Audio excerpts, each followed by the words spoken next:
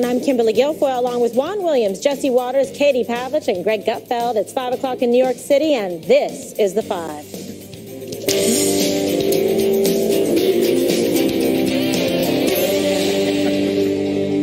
Major developments in the heated national debate on immigration. President Trump signing an executive order which will keep migrant families together in detention centers. The president explaining why he's taking action.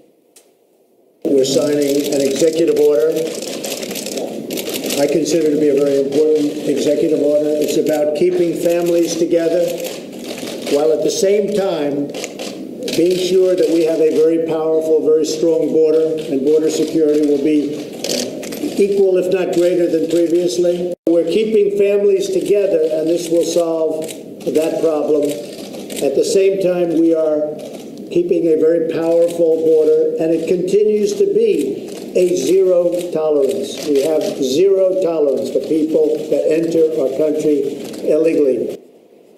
The big question remains, is it legal? The courts have said children cannot be detained for longer than 20 days with the adults. All right, Greg, we'll start with you. Obviously, this has been a pretty hot button issue, a lot of discussion back and forth from both sides, and everyone obviously cares about families and about children, and no one wants to see children harmed. And now you see the president engaging in executive action to try to address some of the concerns, valid concerns that people have. Yeah, I think everybody... The problem with this issue has always been that everybody agrees the separation issue is bad. The problem is nobody had a solution. Nobody was offering solutions. They were offering a lot of anger and rage. Over time, though, you start seeing these ideas bubble up. What are you going to do? What are you going to do? My worry is, I worry about the intensity of anger and division that I saw this week as we got to this point.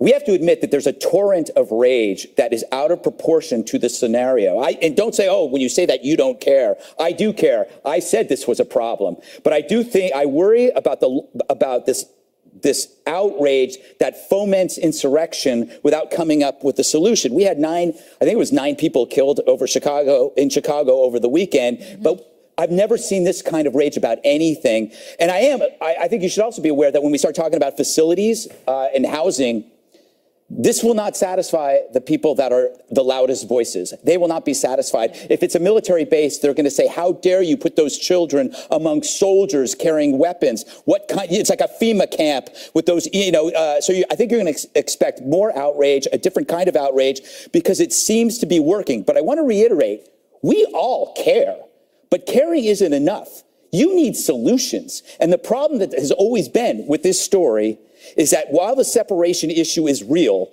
the idea that half the country is demonic and bigoted is a delusion. And the more that you push that delusion, the more precarious this country, the situation this country is in. If you blame half the country because you don't like their stance on immigration and you call them Nazis, that is dangerous. That's very dangerous. We're talking about 2,000 kids. We want to solve this problem. We're all there. Let's see what happens. This may not work out, but people are trying. Okay, people are trying. So it's a step definitely in the right direction. It's a very difficult issue that many administrations have tried to tackle, the issue of immigration, and trying to be compassionate, be understanding about families, but still respect, the rule of law. And you can't get to a place of compassion or empathy when you are accusing Border Patrol agents and ICE agents of being Nazis who are participating in tactics that were used in Nazi Germany. I mean, there's nowhere to start there. And the emotion has been so hot on this issue, as it has been in the past on issues of illegal immigration. This is nothing new. We can't really get to the truth of the problem here. The executive order is a good idea. Politically, it looks better for the president, considering the polling on this is bad. Ted Cruz introduced legislation, but it doesn't address the key issue here, which is why are parents separated, not parents, adults, and I use the word adults very specifically, because why are adults separated from children? Because in recent years, we've seen an exponential increase in smugglers pairing stranger adults, with children and smuggling them to the border. And there is no way for agents to prove they're actually parents of these children that they're showing up with. And in the past, they've come to the border knowing if they show up with a child, they'll just be released. So the difference here is that they're not being released. But the problem also moving forward is you can't win. You had Kamala Harris tweeting after President Trump signed this executive order saying, well, this executive order is not enough now, even though parents and children are going to be detained in the same location. They can't be detained indefinitely. So they've moved the goalposts here on what is allowed. And their solution is to simply let them go into the interior of the country, which is exactly why we're in the position we are today. It's why we were there in 2014, and we'll be there again in the future at this emotional state, probably even hotter if it continues this way without some solution about the problem of the unaccompanied minors or parents, adults who are coming here illegally with children. Yes. Okay, Jesse, obviously you should be concerned as well if you have a child coming in with someone who is not their parents or not their guardian or a legal relative.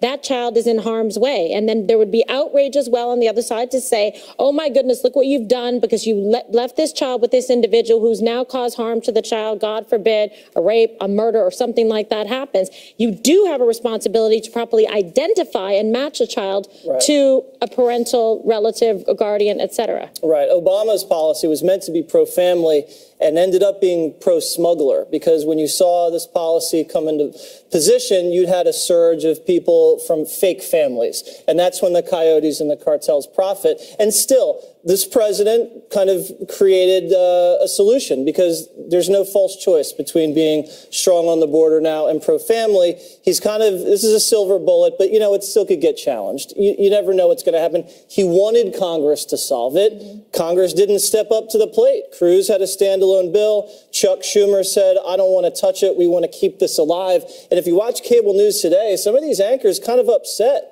that the president solved the problem, because it seemed like they want to keep this story alive, which is really sick. I think the Democrats hurt themselves more on this issue than President Trump. President Trump looks like a man of action. He looks like he's compassionate. He has heart. And the do-nothing Democrats sat around and whined and complained and did absolutely nothing, like typical congressmen. So the media also lied about it. I mean, the media said from the jump, this was President Trump's policy. And now, when he comes out with an executive order, the Washington Post and the New York Times saying, oh, you know what? This violates the 1997 court settlement that limits how long you can keep a child in confinement, and says this goes against the Ninth Circuit court ruling. So which one is it? You can't have it both ways, New York Times and Washington Post. So, hopefully Congress can step in and eventually do something, because this will be challenged in court. But right now, I guess it's a, smart solution, but you never know how it's going to play out. Juan, so the president had to step in with some, decisive action and leadership, because, Congress hasn't exactly been winning on this issue in terms of putting forward some positive, good solutions and results. So now you have a situation where the left is still upset, even though they were calling for the president to act, he's acted, and now they're still saying that there's an issue. I don't think it's just the left that's upset. I think a lot of people are upset by this and very emotional about it. And you see people ranging from Laura Bush to Arnold Schwarzenegger. I could go on. Most, in fact, Mitch McConnell today said the majority of the Republican caucus in the Senate was ready to propose legislation to end this policy. And what you see is that President Trump, who said, oh, it's not a policy, it's something I did, it's something the Democrats did. Oh, guess what? He just signed a policy today, an executive order that ended it. So sounds to me like we know who lied here. It was the president. Not true. He said it was the Democrats' fault. It wasn't the Democrats' fault. It was his policy, and he undid his policy because he was losing. You think about it for a second. The Wall Street Journal editorial page today said, this is costing Republicans heading into the midterms. It is that detrimental. You think about the fact that right now, 67% of Americans say this is unacceptable. Most Republicans, I think it's like 39 to 34, said unacceptable. In terms of independence, 2/3 of independent voters said this is unacceptable. So President Trump reacted to the real politics here that were hurting him and hurting Republicans heading ahead of the midterms. When he talks about infestation, animals, criminals, he's dehumanizing immigrants. But when it comes to children, I think lots of Americans say this has gone too far. And, he says, oh, it's the Democrats' fault, or I don't have a policy. That's what Homeland Secretary Nielsen said. We don't have a policy. Oh, well, guess what? Today, the president signed an order undoing his policy. So you don't see sex trafficking a problem, that you have to get the kids separated from people who aren't their actual guardians? That's a secondary, maybe even it's tertiary. I don't. The numbers are key disturbing. issue here is so child sex trafficking is a tertiary issue. Good to know, Juan. To this, the key issue here is separating children. 2,000 children. And Americans are very clear on this, although you might want to obfuscate and complicate the issue to try to take away from children being separated from their parents. I'm bringing up a real problem.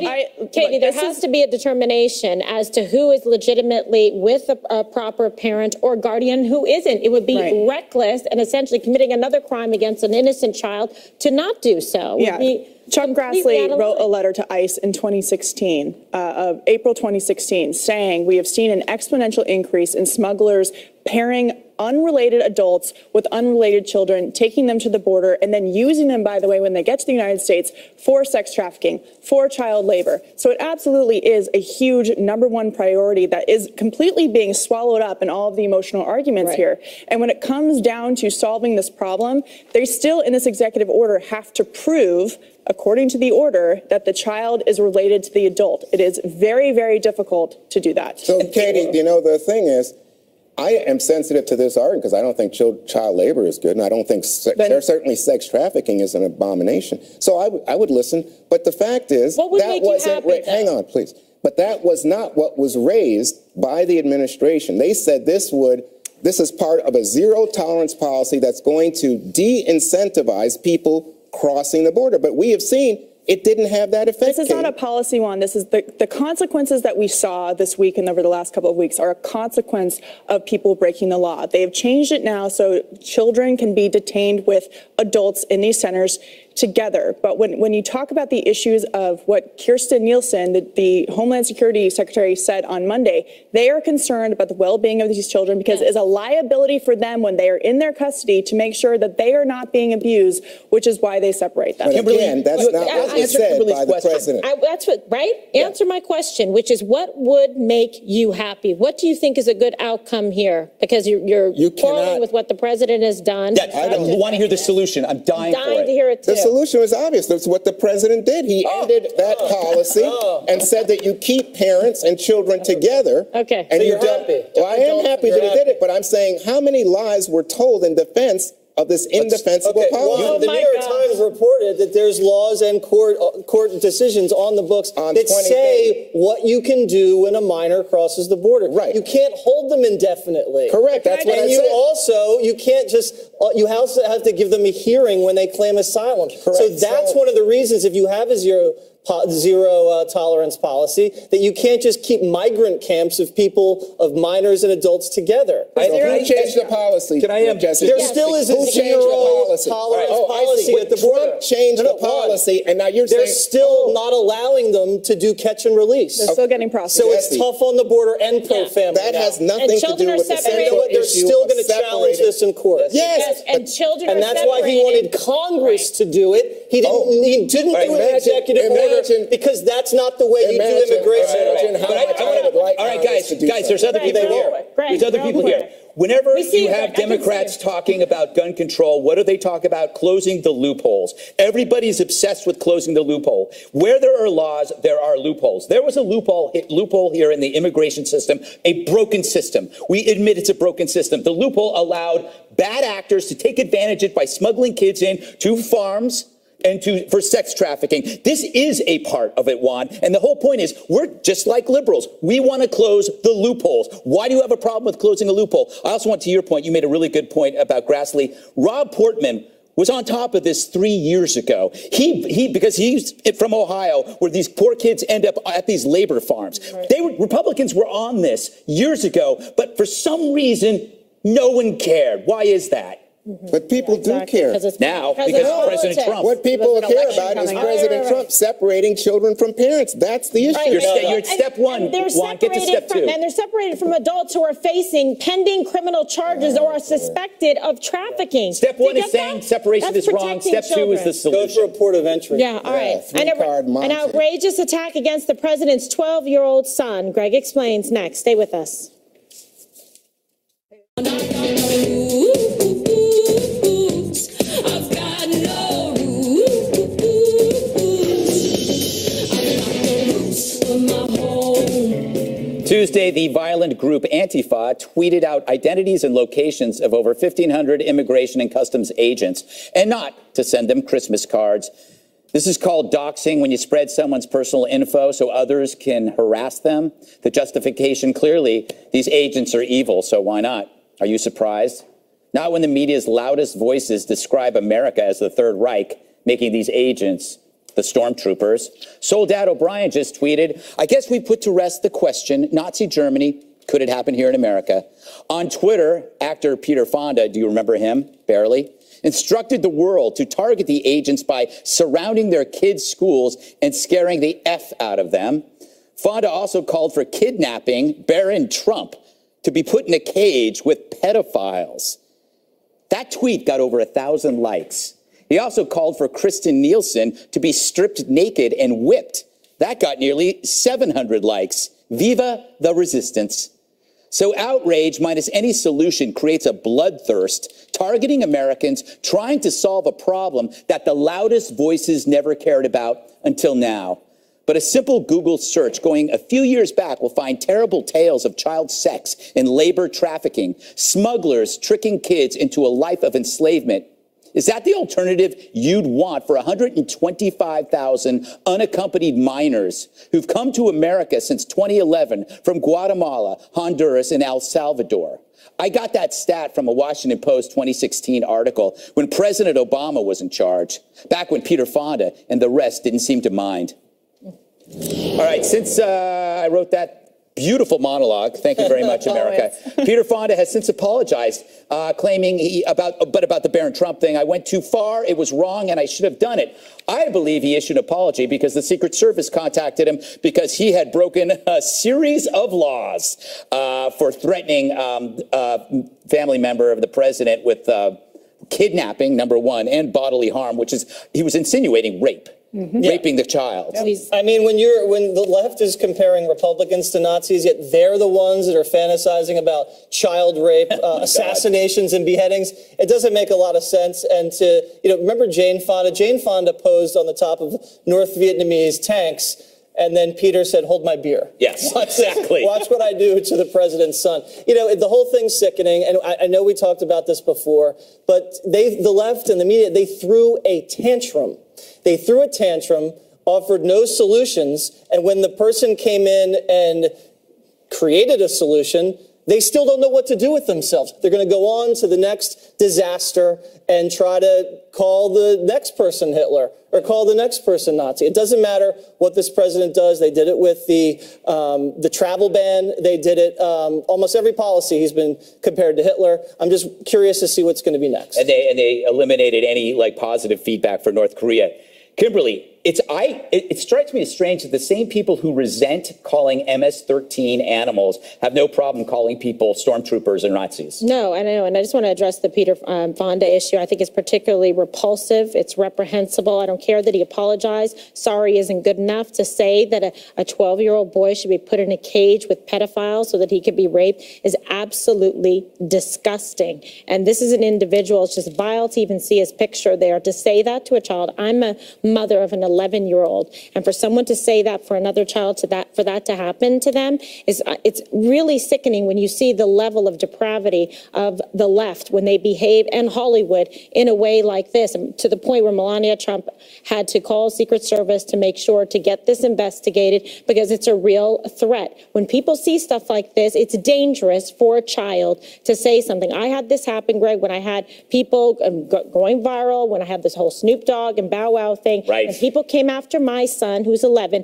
and did the exact same thing. And it was horrific. And this has to stop, and it's grossly irresponsible. And I don't even know why Sony would ever even put a movie out with a guy like this in it. He should literally they never won't work anymore. again. Why would they? Oh, I don't know. There should There'll be be some people- consequences. There'll be for people this in kind Hollywood of who will conduct. see him as a hero. Maybe Michael Moore. The same, yeah, exactly. You might get a TV show out of it, Katie. Is he still on Twitter, by the way? I haven't checked. Because like, I did notice he deleted those deleted tweets. Yes, Because I yes, went to yes. try and find them, and I couldn't find Well, them. because underneath it, then there was all these calls for other members of the Trump family and for children, Oh, and if yeah. they're going to come for that child. And, this is the problem with the environment and dangerous environment it creates. Yeah, it's the initial statement, which he made, and I think he actually meant it. And then the mob that came to back him up on the statement is, I think, even more terrifying than the initial thing of what he said. This is a guy who has praised Roman Polanski, so I guess I'm not surprised this would be something that he would want to say. But this doesn't bring us any closer to a real solution about people's lives who are in danger, whether it's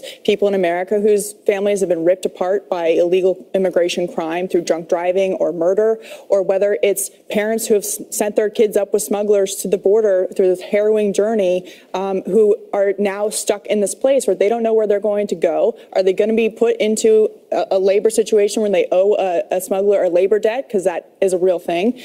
We don't know. And so this kind of language is horrific. It's awful. It has real life consequences. Yes. And there are people's lives right now, today, who depend on real solutions coming from Washington, D.C. and their local communities. And this guy isn't doing anything but making the situation worse. Juan, I'm not even going to ask you to defend this. I know you found it disgusting.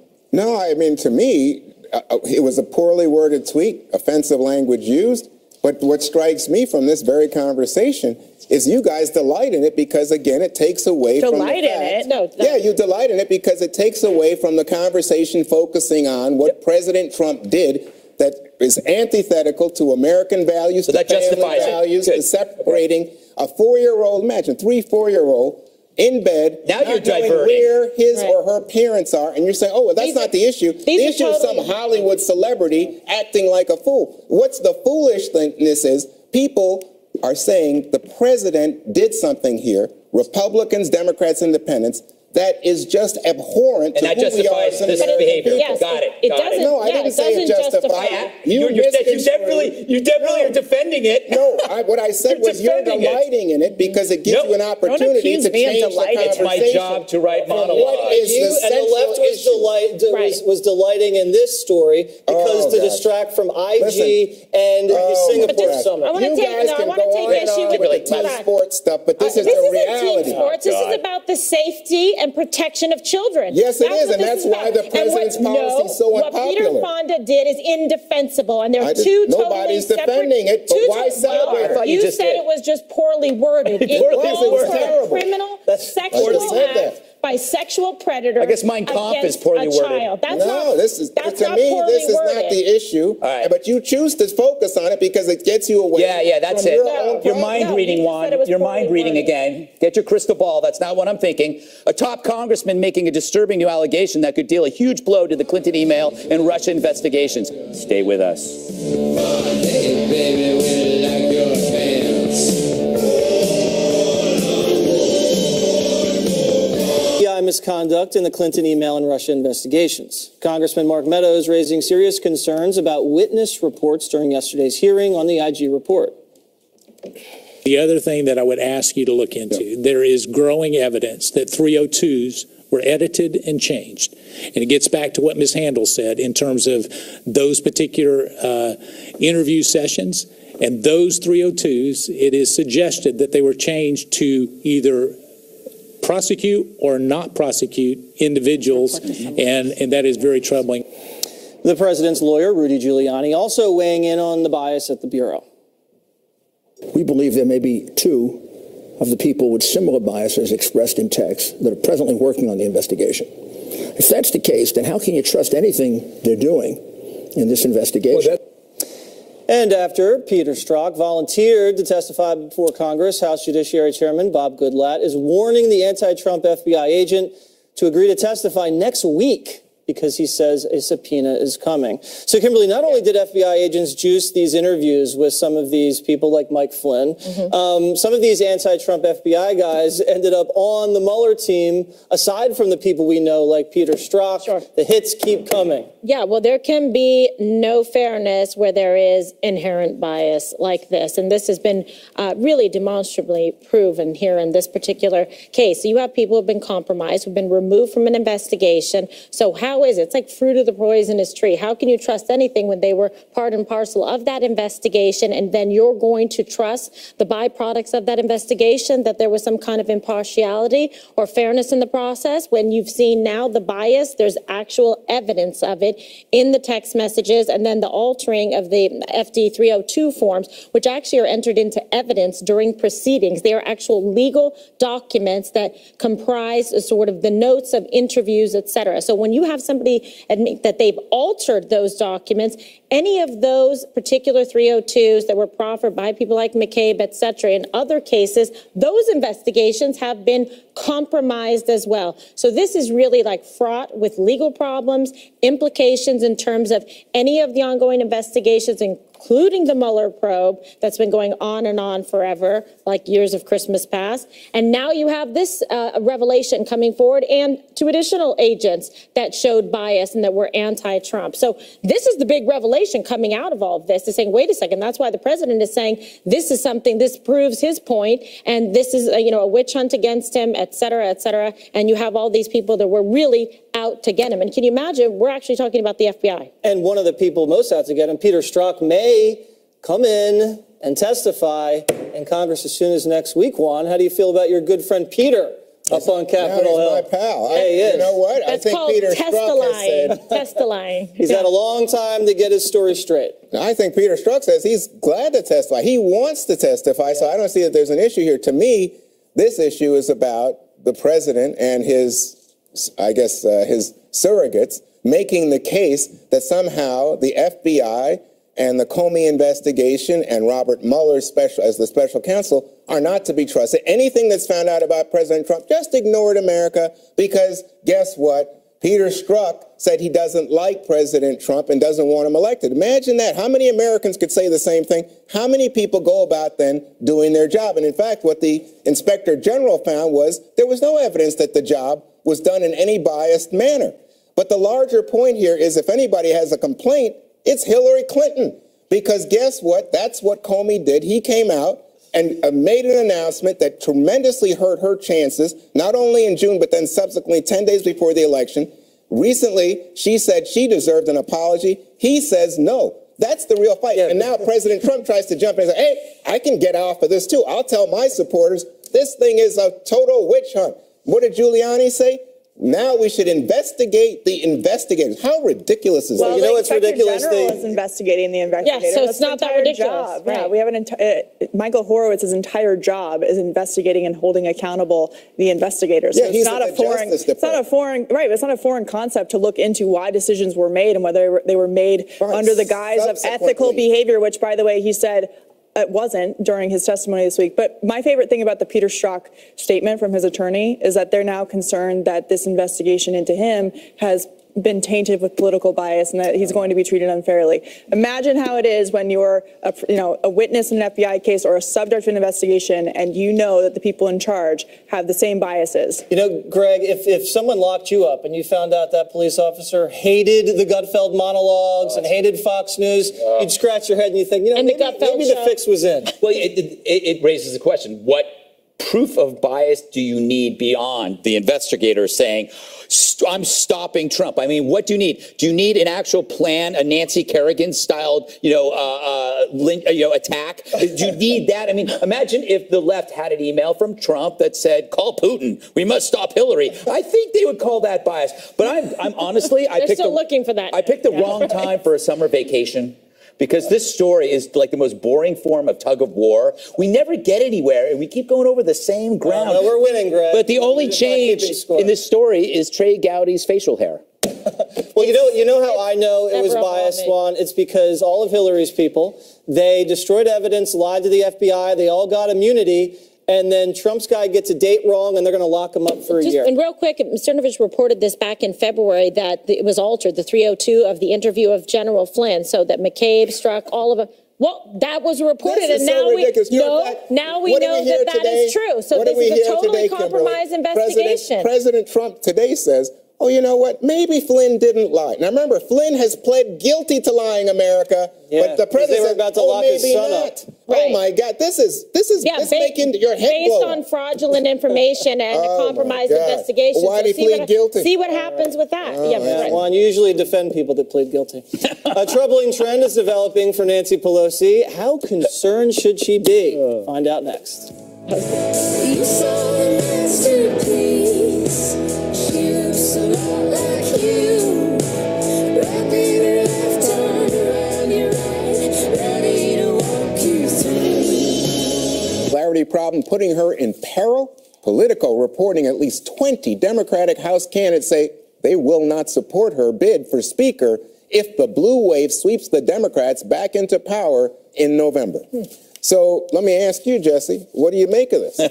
I mean, I'm just reading Pelosi put out a statement on Trump's executive order, and she blasts it. She says this paves the way for long-term incarceration of children. There you go. In prison. So he can't win. He's either separating families or imprisoning children.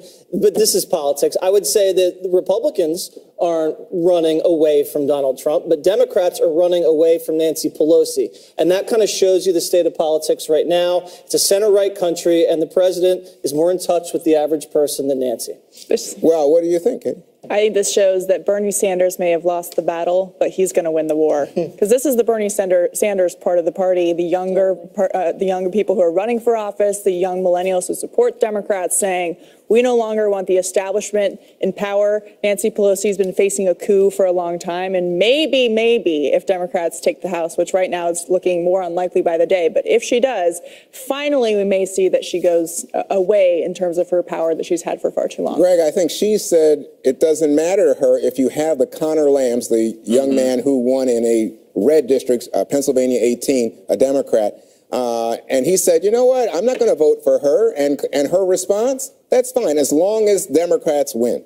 Yeah, it's very hard. A lot of politicians won't leave until you show them the door. It's on both sides, by the way. But Dems have made it into a lifelong career. And Bernie is a perfect example. I don't know if he's ever held a real job. Nope. But we're elevating politicians above real work. And I think the saddest part, and I'm a broken record, she should do a walking tour of San Francisco. It's no longer this precious jewel. It makes the dirty, hairy era look serene. It has gone from bucolic to bubonic. When you look when you look at these shanty towns and the disease that's being spread and the feces, and I'm going to go through it, because I love California. And Tell the so do you, truth here. Kimberly. I love She's California. betrayed it.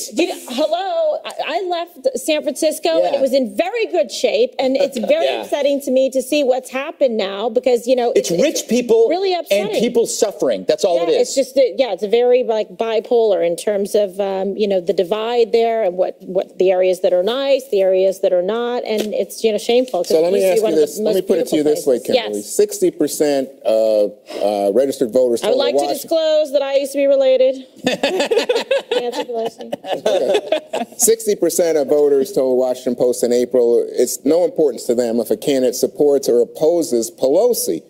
But I'm thinking to myself, most voters don't like Congress. They have a negative perception of Pelosi, of Paul Ryan, of Mitch McConnell. Sure. So what difference does this make if some people say, yeah, I wouldn't vote for Pelosi? Doesn't that just take away the potential for Republican ads that would link them to Pelosi? Well, right. I mean, it's a problem for the party because she's the head of it. So when you have like record disapproval for, Congress, and this is the person that's been heading it up for the whole time. Hello. Yes. They're saying, listen, no mas, no mas. So none of the Democrats, they don't want this. They're going to go hard left. People like, yes, Elizabeth Warren, Kamala Harris, Bernie Sanders. That's the future and the face of the Democratic so they go Party. farther to the left. Yeah, absolutely. Oh, I They're going to see. go even further to the So left. maybe the Republicans now would like Just like the whole Pelosi. California delegate, they're not. All She's right. the A failed party refreshing of the take past. from Hollywood. God is real. God loves you. God wants the best for you. The speech everyone's talking about, that's next on The Five.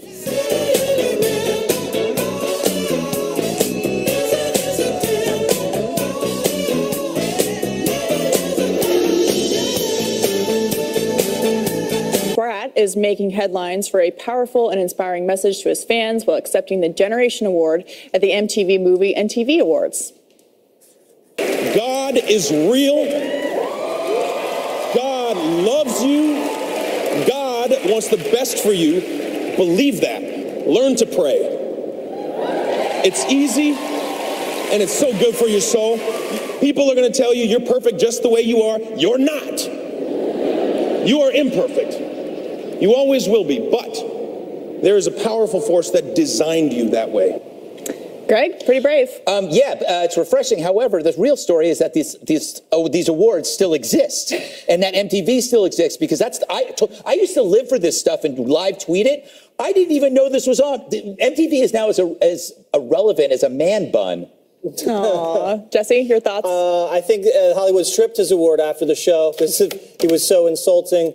I mean, I would just say that he's brave, but we get away with this stuff if you're a good-looking leading man in Hollywood. You can get away with anything. He's a heartthrob. He can say anything.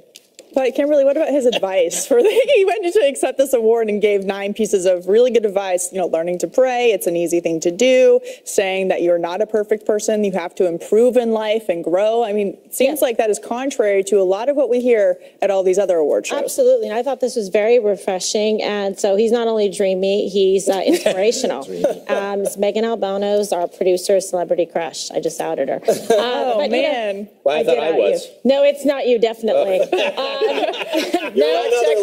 sure about that. Yeah, you're on the super freaky list, but not on the heartthrob list. But this is nice to see, you know, and it's good for children and young people to see as well, and for adults. And when you look at the juxtaposition of someone like Chris Pratt versus this Peter Fonda, absolute, just disgusting human being, it's refreshing to see there's a few nice people in Hollywood that are classy and not afraid to embrace their faith. Different than the Tonys and Robert De Niro yelling the F word. Well, I just think this is, to me, the real news here is, you know, you get somebody up on the stage who says, you know, God is real, God is important, prayer is real, grace is real. To me, these are Christian values. You know, I guess the difficulty of people say, why are you proselytizing, using this pulpit in a way that's not about Hollywood, not about awards. But I guess you guys are excited because he didn't say something anti-Trump, am I right?